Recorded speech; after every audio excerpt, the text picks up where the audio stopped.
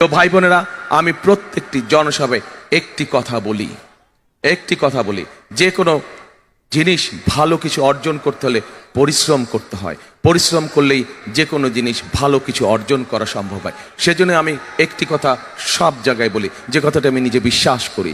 কি কথাটি আপনারা শুনেছেন, তারপরেও আপনাদের সামনে আমি বলতে চাই। কথাটি হলো, করব কাজ, গড়ব দেশ। সবার আগে বাংলাদেশ। করব কাজ, সবার আগে ইনশাআল্লাহ। আবার দেখা হবে আরেকদিন, ইনশাআল্লাহ আসবো 12 তারিখের পরে। ইনশাআল্লাহ আমরা আবার মিলিত হব, হাসি মুখে মিলিত হব ইনশাআল্লাহ। তখন আরো অনেক লম্বা সময় বক্তব্য রাখবো। সকলে ইনশাআল্লাহ ভালো থাকবেন। বিজয়ের বেশে আবার দেখা হবে আমাদের। আল্লাহ হাফেজ। বাংলাদেশ জিন্দাবাদ, বাংলাদেশ জাতীয়তাবাদী দিন জিন্দাবাদ। আর এই যে জাহাঙ্গীরের হাতে ধানের শীষ দিয়ে গেলাম, আপনাদের এলাকার সন্তান, ওকে আপনারা দেখে রাখবেন।